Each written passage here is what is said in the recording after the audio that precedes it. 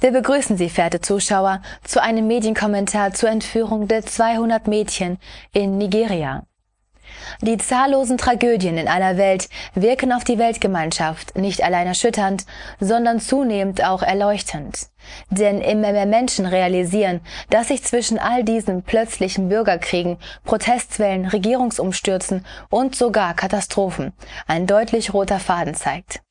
Wir möchten Ihnen, verehrte Zuschauer, diesen roten Faden einmal anhand jüngster Berichte über die 200 entführten Mädchen in Nigeria verdeutlichen. Und hier ist er.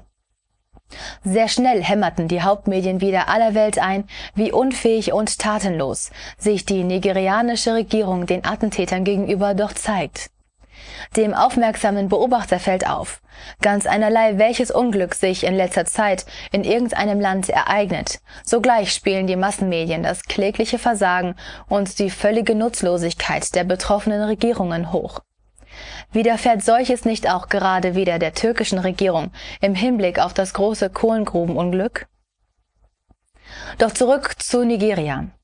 Hinsichtlich der 200 entführten Mädchen wird nun auch die nigerianische Regierung gerade wieder der totalen Unfähigkeit bezichtigt. Zum einen wird ihr vorgeworfen, nicht irgendetwas unternommen zu haben. Zum anderen wird der nigerianischen Regierung fast im selben Atemzug vorgeworfen, ihre Truppen hätten im Kampf gegen die Entführer wahllos Verdächtige niedergeschossen. Kein Journalist erklärt uns hierbei, wie solch ein Widerspruch möglich ist. Doch genau solche Widersprüche gehören zu dem roten Faden, dem wir gerade folgen. Er zeigt sich nämlich in nahezu sämtlichen Krisenherden der Welt. Doch nun zur dicksten Stelle des roten Fadens. Schon stehen die USA wieder auf dem Plan, und zwar mit der immer gleichen Botschaft. Und sie lautet: Wir können solche Formen von Gewalt gegen Zivilisten nicht akzeptieren. Und sogleich nimmt alles wieder seinen bekannten Lauf. US-Spezialeinheiten kommen nach Nigeria und führen dort Drohneneinsätze durch, um die Terroristen aufzuspüren. Erkennen Sie den roten Faden? Und weiter geht's. Natürlich bekämpfen sie wie immer nicht bloß Terroristen, sondern vorab vielmehr eine sogenannte Terrorsekte. Wie die Munition zur Waffe, so gehört der Begriff Sekte untrennbar zur benannten roten Faden. Ganz offensichtlich tobt nicht alleine gegen Diktatoren und Staatspräsidenten, sondern auch gegen religiöse Führer und Religion ein erbitterter Krieg. Doch gebildete Menschen durchschauen das Spiel. Schon vor Jahren kam ein Beschluss der sogenannten Neuen Weltordnung klar ans Licht. Er lautet: Religion muss insgesamt beseitigt werden. So wird also auch in Nigeria wieder einmal eine politische Terroreinheit plötzlich vorab zu einer sogenannten radikal-islamischen Sekte. Ihr Name: Boko Haram. Hernach verschreien die Medien sie aber, wie es der rote Faden gebietet, mehr und mehr als Terrororganisation. Dass es sich im Fall der Mädchenentführer wohl eher wie in den Ländern des sogenannten arabischen Frühlings um gekaufte Jugendbanden, sprich ausgebildete Lohnterroristen handelt, zeigt der Vorwurf, dass die Regierungstruppen angeblich wahllos auf verdächtige Jugendliche, nicht etwa auf bärtige Religionsführer eingeschossen haben. So verschreien die Massenmedien seit Jahrzehnten systematisch einerseits Terroristengruppen als religiöse Sekten und andererseits Religionsgemeinschaften als Terrorgruppen. Sie stigmatisieren damit jede Form eigenständiger Religiosität vorneweg als potenzielle Terrorsekte. Und nun kommt es, denn unser roter Faden findet letztlich immer am selben Punkt seine Verankerung. Unumwunden lassen die USA uns über die Medien wissen, dass sie die Kontrolle in Nigeria übernehmen, weil Nigeria eine strategische und sehr wirtschaftliche Gegend für die USA ist. Strategisch? Ah ja, natürlich. Nigerias Südgrenze bildet sich ja aus langen Stränden direkt am Südatlantischen Ozean. Dann aber als Sahnehäubchen die ein und immer gleiche Geschichte. Nigeria ist auch der größte Ölproduzent Afrikas. Wie gesagt, erschüttern all diese weltweiten Krisen die Völker nicht nur, sie erleuchten dieselben auch zunehmend. Wer Augen hat, kann immer deutlicher sehen, wie nahezu alle Interessen und Kämpfe der USA auf das schwarze Gold, sprich das Erdöl, hinauslaufen. Aus dieser Perspektive heraus betrachtet, fehlt nur noch ein letztes Bindeglied des roten Fadens. Wer genau sind jene Entführer der 200 Mädchen wirklich? Kann eine religiöse Sekte so clever sein, dass sich 200 Mädchen plötzlich in Luft auflösen? In sämtlichen Ländern des sogenannten arabischen Frühlings und weit darüber hinaus konnte stichhaltig nachgewiesen werden, dass die USA selber und die CIA bezahlte Lohnterroristen orchestriert haben, um die Unruheherde überhaupt erst zu erzeugen. Für diesbezüglich weitere sachdienliche Hinweise, die diesen roten Faden auch im Hinblick auf die Entführer von Nigeria bestätigen, danken wir herzlich. Ihr Mitdenken und Mithandeln ist gefragt wie nie zuvor. Nur die Wahrheit macht frei, auch frei von Kriegen. Bleiben Sie daher nicht untätig. Wir danken Ihnen dafür.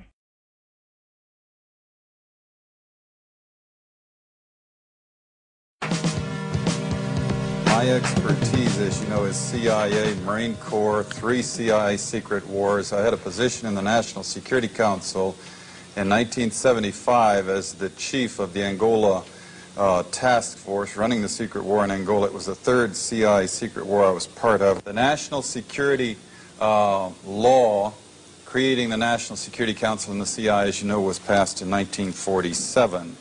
The CIA was given this charter to perform such other duties and function as might be necessary to the national security interests, and given a vague authority to protect its sources and methods. I think it was in the mid-'80s that I coined this phrase, the Third World War, because in my research I realized that we were not attacking the Soviet Union and the CIA's activities. We were attacking people in the Third World. And I'm going to just quickly, in the interest of time, just give you a little sense of what that means, this Third World War.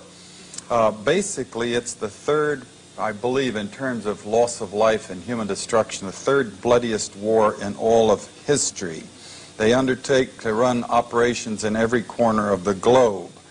They also undertook the license of operating just totally above and beyond U.S. laws. They had a license, if you will, to kill, but also they took that to a license to smuggle drugs, a license to do all kinds of things to other people in other societies in violation of international law, our law, and every principle of nations working together for a healthier and more peaceful world. Meanwhile, again, they battled to convert the U.S. legal system in such a way that it would give them control of our society. Now, we have massive documentation of what they call the secret wars of the CIA. We don't have to guess or speculate.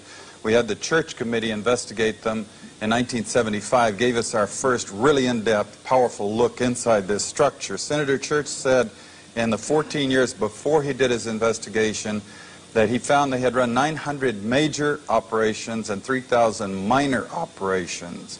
And if you extrapolate that over the whole period of the 40-odd years that we've had a CIA, you come up with 3,000 major operations and over 10,000 minor operations.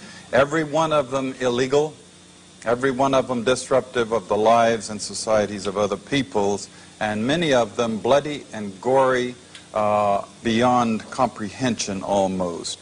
Extensively, we manipulated and organized the overthrow of functioning constitutional democracies in other countries. We organized secret armies and directed them to fight in just about every continent in the world. We encouraged ethnic minorities to rise up and fight. People like the Mosquito Indians in Nicaragua, the Kurds in the Middle East, the Monks in Southeast Asia, and of course, we have organized, and we still do, and fund death squads in countries around the world, like the Treasury Police in El Salvador, which are responsible for most of the killing of the 50,000 people just in the 80s, and there was 70,000 before that. And orchestration, CIA, secret teams, and propaganda led us directly into the Korean War. We were attacking China from the islands, Quemoy, Matsu, Thailand, Tibet.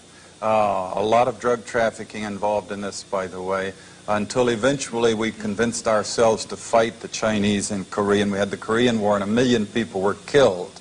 Same thing for the Vietnam War, and we have extensive documentation of how the CIA was involved at every level, or the national security complex, because it's a very cooperative thing, into manipulating the nation into the Vietnam War. And we wound up creating the Golden Triangle, in which the CIA, Air America airplanes were flying in arms to our allies and flying back out with heroin. We launched the largest, this is something that Jimmy Carter did, Admiral Turner brags about it, the operation in Afghanistan. biggest single operation, I'm told, in the history of the CIA's secret wars. And sure enough, very quickly we produced the Golden Crescent, which is still the largest source of heroin perhaps in the world today. Trying to summarize this Third World War that the CIA, the U.S. national security complex with the military all interwoven in it in many different ways, has been waging. Let me just put it this way. The best heads that I coordinate with studying this thing, we count at least minimum figure 6 million people who've been killed in this long 40-year war that we've waged against the people of the Third World.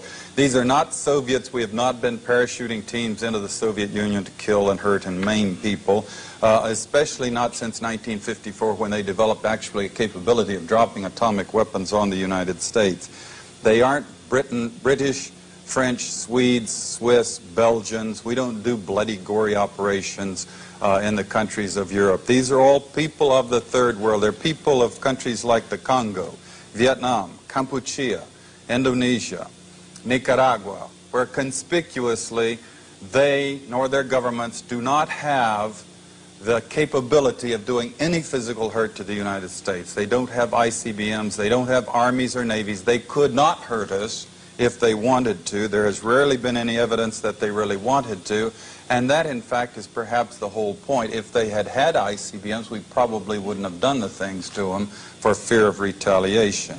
Cheap shots, if you will, killing people of other countries of the world who cannot defend themselves under the guise of secrecy and under the rubric of national security.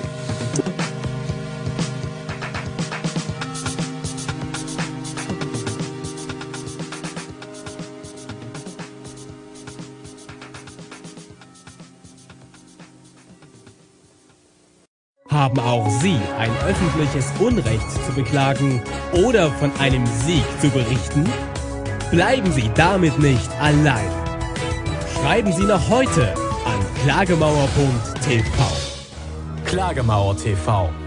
Nicht gläserne Bürger, gläserne Medien, Politiker und Finanzmogule brauchen wir.